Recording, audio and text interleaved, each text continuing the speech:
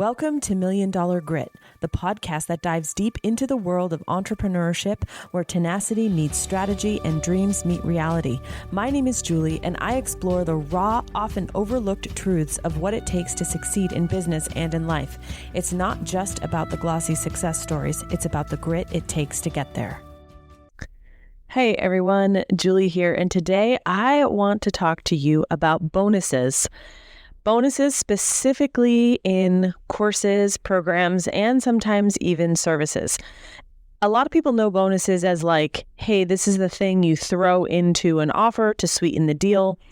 But in this current, buying climate, they are really, really important. And so I want to dive into sort of 4 different buckets of bonuses and then the subtypes inside of them, specifically as it relates to the buyer psychology, what you actually need to get people to get off the couch, get their credit card, and buy. So let's start with the 4 sort of big buckets of bonuses, and then we'll dive in. So the first type are the overcoming objections bucket. And we know this bucket pretty well. I've taught on this many times. Bonuses that are used to overcome objections or hesitations around buying. So that's one bucket. The second bucket is the perception of the deal bucket. And these are, classic cost savings type bonuses that make people feel like they're getting a deal. The third type of bonus is the risk reversal bonus. And this is one that sort of makes the purchase that they're making today less risky because of something you're offering for tomorrow. And the fourth bucket are the attention-getting bonuses. And these are bonuses that are attached usually to free content to try to get attention. So let's talk about the first bucket first because we know this one the best, overcoming objections bonuses.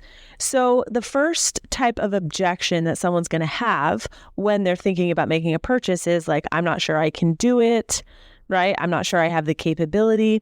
And so bonuses that are shortcuts, classic shortcuts, like here, take my swipe file, take my calendar, take my whatever, will help them overcome that objection of like, I'm not sure I can do it. Another type of overcoming objection bonus is a bonus that solves a peripheral issue, right? So if I'm selling a class on funnel building, I might do a bonus on Facebook ads. It's not covered in the course, but it's on the periphery and people are thinking about it. A third type of overcoming objection bonus is a next step plan. So you build your funnel, but now you don't know how to, sell 365 days a year. It's an ongoing evergreen social media program that teaches you how to sell, right? It's the next thing once you've completed the course. And the fourth type of overcoming objection bonus would be a plot twist. A plot twist is an unadvertised bonus that shows up at the end of a launch, sort of surprise, hey, we decided to do X, Y, Z. And so that shows up and that gets people who are, on the fence to take action. Okay, the second bucket of bonuses were the perception of the deal bonuses. So here are a few types. The first is an early bird. An early bird is usually limited in number. So the first 10, the first 20, the first 50. And these bonuses are scarce, logically scarce, meaning they're usually time bonuses like, hey, a coffee chat with me, or hey, I'll look at your stuff. Or they are actually limited in inventory. So physical products, the first 50 people get a microphone for the podcasting course, something like that. The second type of perception of the deal bonus is a fast action. This is a time bonus. Live on the webinar, buy while the webinar is going, or in the first 24 or 48 or 72, even 96 hours. Depending on how long the launch is, your fast action can actually be long if you have a long launch, right? So if you have a 10-day launch, you can have a 4-day fast action. And this is oftentimes either some extra courses, some extra things built in, or just a good old-fashioned cash discount. The third type of perception of the deal bonus is a 0% upcharge on pay plans. This is where you are not going to charge them a fee to use the pay plan. This is free money. right? Most pay plans have a 20% premium upcharge to deal with cancellations and churn and all that kind of stuff. But if you do a 0%, you are incentivizing people to say, hey, like, it also kind of works a little bit as a risk reversal. Like, you don't have to take as much of a risk today, and we're not going to penalize you for not taking as much of a risk. And the last perception of the deal bonus is the unlocked perk. And we love this type of bonus. It is a sort of a country club throwback. You know, once you've done this, you have unlocked alumni status, or you have unlocked a permanent discount in our shop or on another program.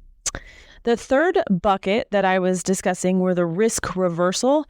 And the two most common I see are rebates and applied savings. So the first is a rebate, which is, hey, we will give you X amount of dollars, or we will give you X amount off of XYZ if you complete this.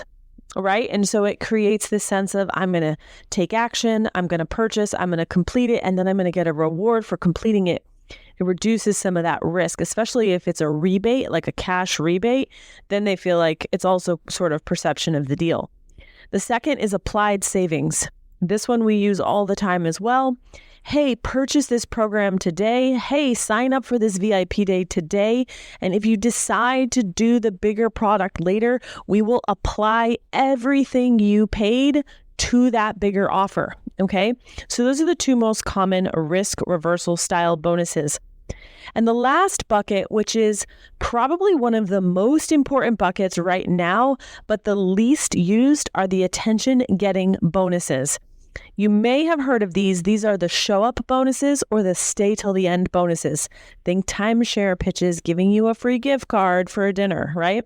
We haven't talked about those, or I haven't really talked about those that much because it feels weird to have to give a bonus for something free, like a webinar or a challenge. But right now, what we're seeing in the market is that it is very hard to get attention, and attention is at a premium. And so if you are struggling with attention or traffic, which may be, just digging into your numbers to see, well, are my products converting? Yeah, I just have really small amounts of people paying attention.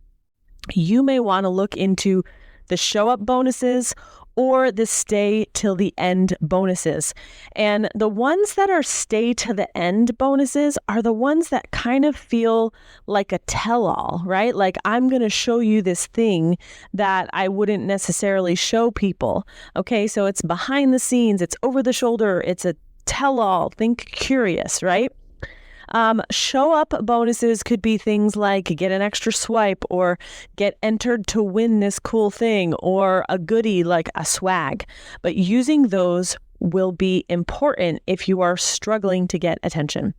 So obviously, as I go through all these different bonus types, you want to look at your offer stack and make sure you're not just throwing everything in the kitchen sink, because that doesn't really feel good to the customer. It feels like loading up a donkey with more baggage than they need for a long journey. And it just creates more for them to organize, more for them to sort through.